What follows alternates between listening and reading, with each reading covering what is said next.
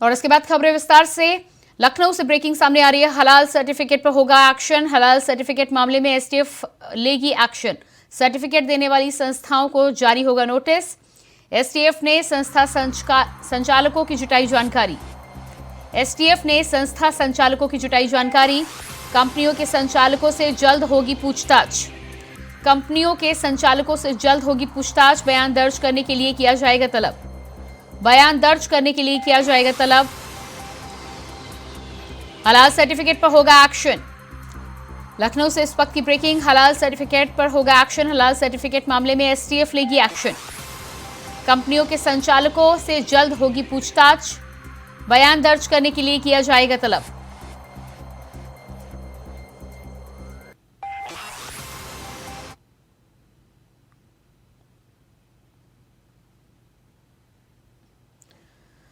तो हलाल सर्टिफिकेट पर एक्शन की बात सामने आई है। बताया जा रहा है कि एसटीएफ अब इस मामले में छानबीन की शुरुआत करेगी। साथ ही साथ कंपनी के मालिकों से भी पूछताछ करने के लिए उन्हें बुलाया जाएगा। और इसी खबर पर हमारे साथ लखनऊ से ब्यूरो चीफ प्रियम पाठक जुड़ चुके हैं। जी प्रियम, जिस तरह से हलाल सर्टिफिकेट पर अब एक्शन की बात आ रही है, एसटीएफ अब इस पूरे मामले में छानबीन को आगे बढ़ाएगी और कंपनी के जो तमाम मालिक हैं उनको पूछताछ के लिए भी बुलाया जाएगा। क्या कुछ प्लान ऑफ एक्शन रहने वाला है? बिल्कुल प्रियंका, देखिए हलाल प्रोडक्ट्स मामले को लेकर जिस तरीके से सरकार ने सख्ती का रुख अपनाया, एक शिकायत दर्ज की जाती है और वो हजरतगंज थाने में उसके खिलाफ बाकायदा मुकदमा लिखता है। कई कंपनियों के खिलाफ नामजद ये मुकदमा होता है और उसके बाद इस पूरे मामले को लेकर जांच चलती है। जो फूड डिपार्टमेंट है वो भी कई जगह पर छापेमारी करता हुआ नजर आया और उसके बाद मार्केट के अंदर जो हलाल प्रमाणीकृत प्रोडक्ट हैं उनको जो है उत्तर प्रदेश सरकार की तरफ से बैन कर दिया गया। अब इस मामले की जो जांच है वो पूरी एसटीएफ को दी गई है कि आखिर कैसे ये इस मामले में हलाल की तरफ से प्रमाणीकृत करके जो प्रोडक्ट थे वो मार्केट में उतारे जा रहे थे, उन संस्थाओं को मान्यता किसने दी थी, कौन कौन सी वो संस्थाएं थी। और अब जब एसटीएफ की जाँच हर एक बिंदुवार तरीके से चल रही है तो उसमें अब कड़ीवार तरीके से कह सकते हैं हर एक कड़ी से कड़ी को एसटीएफ जो है वो मिला रही है। और उसी के चलते अब जो संस्था से जुड़े हुए लोग हैं, जो संस्था के मालिक थे, जो संस्थाएं थी, उनसे अब एसटीएफ पूछताछ करेगी और उसमें जानकारी जुटाएगी। फिलहाल अभी जो जानकारी उसके मुताबिक एसटीएफ ने उन जानकारी को जुटा लिया है कि कौन कौन सी वो संस्थाएं थी और कौन लोग थे जो इसका संचालन कर रहे थे। उन सभी संचालकों की जानकारी जो है वो जुटा ली गई है और अब बाकायदा उनसे जवाब तलब किया जा सकता है। जो कहीं ना कहीं प्रारूप होगा उसको भी तय किया जा रहा है कि किस प्रारूप के तहत ये पूरी कार्रवाई जो है वो की जाएगी, तो उसको भी एसटीएफ ने पूरा तैयार कर लिया है। और अब जल्दी इन संस्थाओं के जो मालिक हैं या फिर जो संचालक हैं उनसे एसटीएफ पूछताछ करेगी और इस पूरे मामले में जानकारी लेगी कि किस अधिकार से जो है वो इस प्रोडक्ट को प्रमाणीकृत करके मार्केट में बेच रहे थे, कितनी बड़ी संख्या में जो थे वो प्रोडक्ट को प्रमाणीकृत किया गया था, क्या उनका पूरा टर्नओवर रहा है, किस तरीके से वो कार्य करते थे, कौन लोग थे, कितनी उनके पास जो कह सकते हैं मैन पावर थी वो थी और किस तरीके से ये कार्य जो है पूरा किया जा रहा था। तो एसटीएफ की जाँच में कह सकते हैं लगातार अभी फिलहाल हलाल प्रोडक्ट मामले में कार्रवाई जो है वो देखने को मिल रही है और अब इसी के चलते जो संचालक हैं उनसे भी अब इसको लेकर जो है एसटीएफ पूछताछ करती हुई नजर आएगी। जी बिल्कुल, तो जिस तरह से आपका कहना है कि अब पूछताछ और मालिकों को तलब करने की बात होगी, एक बार पूछताछ के बाद जब तमाम जानकारी निकलकर सामने आएगी तो क्या इसके बाद इस पर कार्रवाई भी की जा सकती है? क्या कंपनियों को रद्द करने की या निरस्त करने की बात निकलकर सामने आ सकती है आने वाले समय में? देखिए प्रियंका, अभी फिलहाल इस पूरे मामले को लेकर जांच चल रही है और जांच के अंदर देखना होगा एसटीएफ की रिपोर्ट्स में क्या कुछ फाइंडिंग्स निकल के सामने आती हैं। उन फाइंडिंग्स के आधार पर जो रिपोर्ट्स है वो उच्च अधिकारियों को प्रेषित की जाएगी और उसके बाद उनकी तरफ से देखा जाएगा कि क्या एक्शन लिया जाता है। फिलहाल अभी अगर आप बात करें तो एक्शन पहले ही लिया जा चुका है। हलाल प्रमाणीकृत जितने भी प्रोडक्ट्स हैं अब उन पर बैन लगा दिया गया है, उनको कहीं पर भी मार्केट में अब बेचा नहीं जा सकता है और उसको लेकर एफएसडीए की जो टीम है उसने लगातार अगर आप देखें तो कई जगह पर छापेमारी करी है, कई जगह पर वहाँ प्रोडक्ट जो थे उनको पकड़ा है और जो लोग उसको बेच रहे थे उनको भी कहीं ना कहीं उनके खिलाफ भी कार्रवाई जो है वो करती हुई टीम नजर आई है। तो फिलहाल एक्शन कह सकते हैं हो चुका है, लेकिन ये क्यों ऐसा किया जा रहा था इसको लेकर छानबीन चल रही है और आगे भी माना जा रहा है इस तरह की कार्रवाई जो होती रहेगी, देखने को मिलेगी। देखना होगा कि एसटीएफ की जब जांच पूरी होती है तो उसमें क्या कुछ फाइंडिंग्स निकल के सामने आती हैं और उसके बाद क्या एक्शन सरकार की तरफ से या फिर विभाग की तरफ से लिया जाता है। जी बिल्कुल प्रियम, जब इस तरह की जानकारियां मिली थी तो कई मॉल्स में और दुकानों पर जिस तरह से छापेमारी चल रही थी और इस बात की चेकिंग की जा रही थी कि हलाल के प्रोडक्ट्स रखे या नहीं, क्या उस तरह की कार्रवाई अभी भी चल रही है या तमाम प्रोडक्ट जो थे उन्हें ऑलरेडी दुकानों से और मॉल से बाहर कर दिया गया है? देखिए ज़्यादातर मॉल्स की बात करें या दुकान की बात करें तो वहाँ से जो हलाल प्रमाणीकृत प्रोडक्ट्स हैं उनको गायब कर दिया गया है, यानी कि हटा दिया गया है। कार्रवाई एफएसडीए की तरफ से लगातार देखने को मिली शुरू के दिनों में, और अभी फिलहाल इस तरीके की कहीं पर भी शिकायत नहीं आ रही कि जहाँ पर इस तरीके के प्रोडक्ट जो है वो बेचे जा रहे हैं, चूँकि उनको पूर्णतः जो है वो बैन कर दिया गया। तो जितने भी बड़े कॉम्प्लेक्स शॉपिंग मॉल्स थे वहाँ से उन प्रोडक्ट्स को हटा दिया गया है। जो थोक या फुटकर जो विक्रेता थे वहाँ से भी उन प्रोडक्ट्स को जो है वो अब हटा दिया गया है। तो कह सकते हैं कि अभी फिलहाल एफएसडीए की तरफ से कार्रवाई जरूर देखने को मिल रही है, लेकिन चूंकि अब मार्केट से प्रोडक्ट वो हटा दिए गए हैं तो तकरीबन उनकी जो सेल है वो बंद हो चुकी है, और इसीलिए अभी फिलहाल एफएसडीए की कार्रवाई जो है वो देखने को नहीं मिल रही है। लेकिन अगर कहीं पर भी ऐसी कोई जानकारी मिलती है, कोई सूचना मिलती है, तो जरूर एफएसडीए की तरफ से उस पर कार्रवाई की जाएगी। जी बिल्कुल प्रियम, इस तमाम जानकारी के लिए बहुत बहुत शुक्रिया आपका। तो ये थे हमारे साथ लखनऊ से स्टेट हेड प्रियम पाठक, जानकारी दे रहे थे कि फिलहाल तमाम प्रोडक्ट को हटा दिया गया है और आगे कार्रवाई होने के बाद एसटीएफ को फाइंडिंग्स के बाद पता चलेगा कि आगे क्या कुछ कार्रवाई इस पर होनी है। बात करेंगे अगली खबर की। अनुच्छेद 370 पर सुप्रीम कोर्ट ने मोहर लगाते हुए सरकार के फैसले को सही ठहराया है, जिसको लेकर बीजेपी के रामपुर से सांसद घनश्याम सिंह लोधी ने खास बातचीत की हमारे संवाददाता अजय चौहान से। क्या कुछ कहा आप भी सुनिए। हटी थी उसको लेकर चर्चाओं में थी, बार बार याचिका दायर की गई। सुप्रीम कोर्ट ने जो फैसला दिया है वो एक मान्य है, क्योंकि जो 370 हटाई गई थी कि उसको हटाया जाए दोबारा से वही, लेकिन सुप्रीम कोर्ट साहब कहा कि ये केंद्र सरकार का फैसला है और ये जो जम्मू कश्मीर है वो भारत का अंग है। उसको लेकर बात करें सर, क्या जो बिल पास किए गए थे, पिछले बिल भी पेश किए गए थे, उसको लेकर सुप्रीम कोर्ट में जो उस तरह से जो याचिका थी वो खारिज कर दी गई है और जो 370 धारा का जो था वो कंप्लीट रखा गया। कैसे थे उसको? देखिए, जम्मू कश्मीर भारत का अभिन्न अंग है और इसी को लेकर हमारी सरकार ने, माननीय अमित शाह जी ने, माननीय प्रधानमंत्री जी ने 370 को जम्मू कश्मीर से खत्म किया, क्योंकि वहाँ इतनी बुरी स्थिति थी, आतंकवाद पनप रहा था, बेरोजगारी बढ़ रही थी और वहाँ की आवाम बड़ा त्रस्त थी। तो उसे देखते हुए 370 धारा हटानी बहुत जरूरी थी, क्योंकि जब तक वो नहीं हटती तो वहाँ का विकास संभव नहीं था। जब से 370 धारा हटी है जम्मू कश्मीर में, तो मैं समझता हूँ बहुत खुशहाली वहाँ पर आई है, बिजनेस भी बढ़ा है, पर्यटन भी बढ़ा है और वहाँ की आवाम भी खुश है, क्योंकि उसका रिजल्ट आपके सामने है। पंचायत चुनाव हुए बिगैर किसी दुर्घटना के, घटना घटे, बड़े निष्पक्ष चुनाव हुए और सब लोगों ने वहाँ वोट दी, मतदान किया। तो ये उसका एक परिणाम है। तो अब चाहे विधानसभा चुनाव हो चाहे लोकसभा चुनाव हो, आज का माहौल ऐसा है कि हर चुनाव में हो सकता है। लेकिन 2024 के नवंबर दिसंबर तक चुनाव होने की भी बात कही गई। क्या लगता है कि चुनाव के बाद कुछ हल निकलेगा? गुलाम नबी आज़ाद का एक बयान आया कि जो 370 धारा से पहले था वही स्थिति अब है, ना तो रोजगार है, ना आतंकवाद कम खत्म हुआ है और ना इस परिस्थिति हुई है। क्या लगता है कि जो विपक्ष सब सवाल खड़ा कर रहा है इसको लेकर के? मैं बता रहा हूँ, विपक्ष पता ना कौन से चश्मा पहन के वो देखता है, उसे ना तो पूर्व के कहीं भारत में विकास दिखता है, ना भारत की तरक्की दिखती है। उन्हें सिर्फ अपना परिवार दिखता है, अपना घर दिखता है, अपने लोग दिखते हैं। वो कभी जनता के बारे में सोचें तो इन्हें सब कुछ दिखने लगेगा कि जनता हमारे देश की क्या चाहती है, क्योंकि जनता के बीच में ये जाना नहीं चाहते। कभी बैठ के बंद कमरे में गठबंधन कर लेंगे, कभी तोड़ देंगे, बैठे बैठे चुनाव लड़ लेते हैं। जब तक जनता के बीच में नहीं जाएंगे, जनता के बीच में अपने मुद्दे नहीं रखेंगे, कोई नीति नहीं होगी, कोई विजन नहीं होगा, जब तक इन्हें जनता स्वीकार नहीं करेगी और इसी तरह तमाचा मारती रहेगी, चाहे जनता हो चाहे सुप्रीम कोर्ट हो, हर जगह मुंह की खानी पड़ेगी। लेकिन एक सवाल है कि जिस तरह से बीजेपी ने कहा था कांग्रेस मुक्त भारत बनाएंगे, क्या वो उसी स्थिति पे चल रहा है? नहीं, देखिए, हम किसी के विरोधी नहीं है।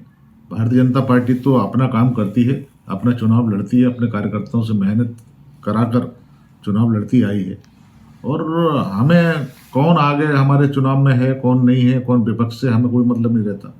हम अपना काम कर रहे हैं और देश हित में काम कर रहे हैं, विकास के लिए हमारी पार्टी लड़ाई लड़ रही है और हम आगे बढ़ते चले जा रहे हैं। यूपी में एक बार फिर 3 पार्टी एक साथ चुनाव लड़ने की तैयारी की 2024 में। समाजवादी पार्टी की बात करें, कांग्रेस की बात करें या फिर बहुजन की बात करें, क्या लगता है कि तीनों पार्टी एक साथ लेकर बीजेपी को हराने की कोशिश करेगी? देखिए, 3 लड़ेंगे 4 लड़े वहाँ पर, वहाँ माननीय योगी जी की सरकार है उत्तर प्रदेश में और वहाँ की स्थिति आप लोगों ने देखी होगी कि 80 सीटें आती हैं वहाँ से और 80 की 80 सीटें भारतीय जनता पार्टी जीतने जा रही है। कोई फर्क नहीं पड़ता चाहे 3 दल लड़े मिलकर ये, चाहे 4 दल लड़े, क्योंकि ये तीनों चारों पहले भी लड़ चुके हैं। 2019 में भी ये सब इकट्ठे थे तो कोई फर्क नहीं पड़ा। अब तो बहुत बड़ा बदलाव है देश के अंदर। अब तो हर मजहब हो, चाहे जात हो, या कोई भी वर्ग हो, आज मोदी जी गा रहा है और मोदी जी के साथ जुड़े हैं, भारतीय जनता पार्टी की सरकार के साथ जुड़े हैं। मैं समझता हूँ हर वर्ग आज मोदी जी की कर रहा है।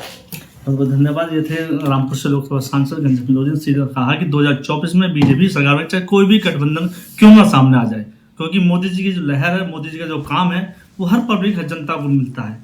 दिल्ली से अजय चौहान, इंडिया वॉइस। फतेहपुर में थाना ललौली के सदनपुर में पीएसी जवान की मौत के मामले में पुलिस ने 5 लोगों के खिलाफ रिपोर्ट दर्ज की है। दरअसल मृतक के भाई ने पुलिस में तहरीर देकर मृतक की पत्नी, सास, ससुर समेत 5 पर आत्महत्या के लिए उकसाने का आरोप लगाया था, जिस पर कार्रवाई करते हुए रिपोर्ट दर्ज की गई है। बता दें कि पीएसी के जवान ने सुसाइड से पहले ही एक नोट लिखा था, इसके बाद फांसी लगाई थी। मृतक बटालियन धूमनगंज में सिपाही के पद पर तैनात था। सुप्रीम कोर्ट ने अनुच्छेद 370 पर एक बड़ा फैसला सुनाते हुए 5 अगस्त 2019 के लिए सरकार के फैसले को सही ठहराया है। देखिए एक रिपोर्ट। राष्ट्रपति संसद की सिफारिश पर यह घोषणा करते हैं कि यह दिनांक जिस दिन भारत के राष्ट्रपति द्वारा इस घोषणा पर हस्ताक्षर किए जाएंगे और इसे सरकारी गैजेट में प्रकाशित किया जाएगा, उस दिन से अनुच्छेद 370 के सभी खंड लागू नहीं होंगे, सिवाय खंड 1 के नामक तदनुसार पढ़ा जाएगा।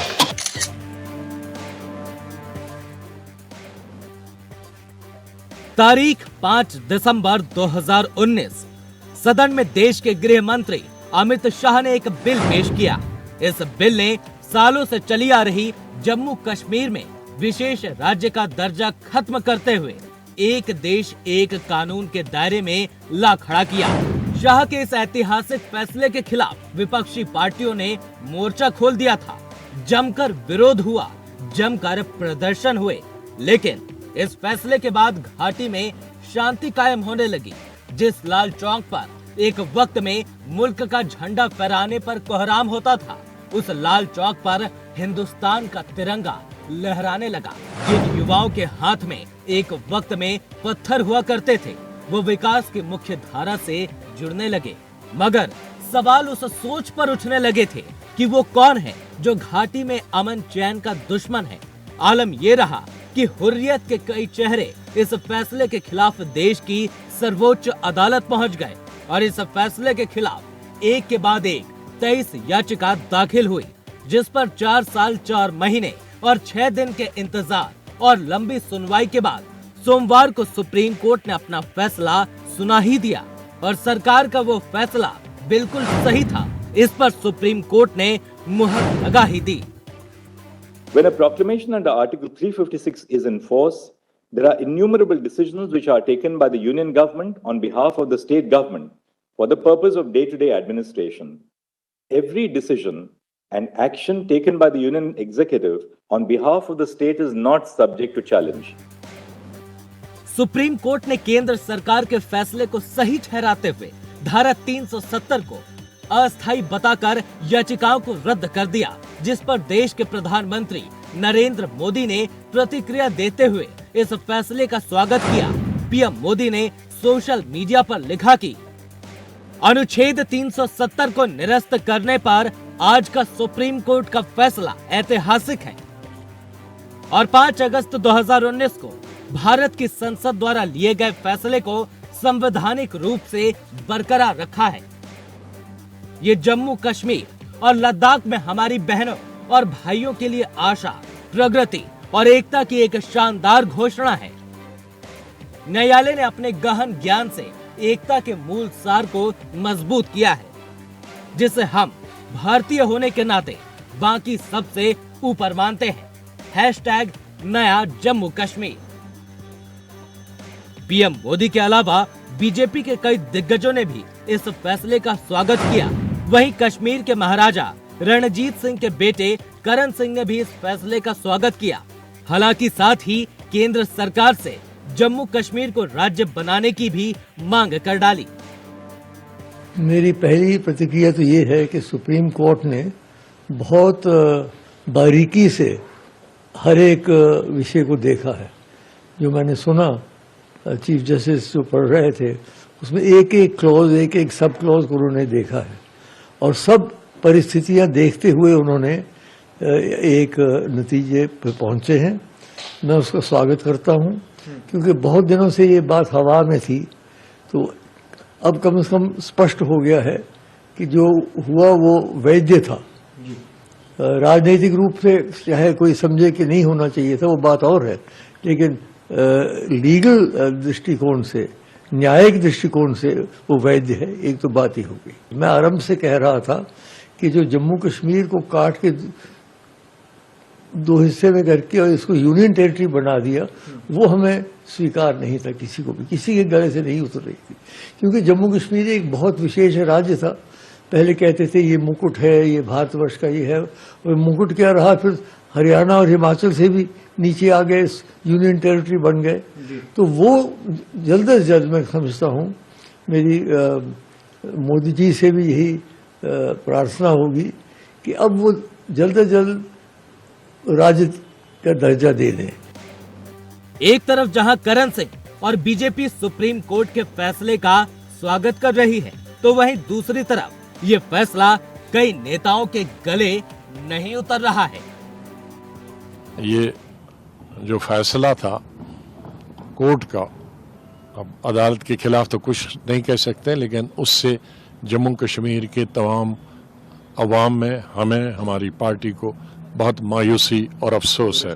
आज जो हरकत मरकजी सरकार ने पार्लियामेंट के अंदर नाजायज, गैर कानूनी, गैर आईनी की, उसको जो जायज करार दिया गया, वो जम्मू कश्मीर के लिए ही नहीं बल्कि आइडिया ऑफ इंडिया, हिंदुस्तान के तस्वुर के लिए एक सजाए मौत की खबर से कम नहीं है। 370 जब से ये देश में हमारे संविधान में शामिल हुई थी, उसी समय से ये टेम्पोररी के आधार पे हुई थी। ये टेम्पोररी एडहॉक मेजर, लेकिन उस समय ये 370 दिए गए थे, इसके पीछे जो कारण वो भी बताए गए थे। और ये सदन के अंदर हमारे अमित शाह जी ये कह रहे थे बड़े जोर शोर से, सीना ठोक के, हम पीओ को कब्जे में लाएंगे। अभी बताए कब पीओ को कब्जे में लाएंगे? ये चुनाव तो आते जाते रहेंगे, कम से कम इस चुनाव के पहले तो पीओ को तो कब्जे में लाया करो।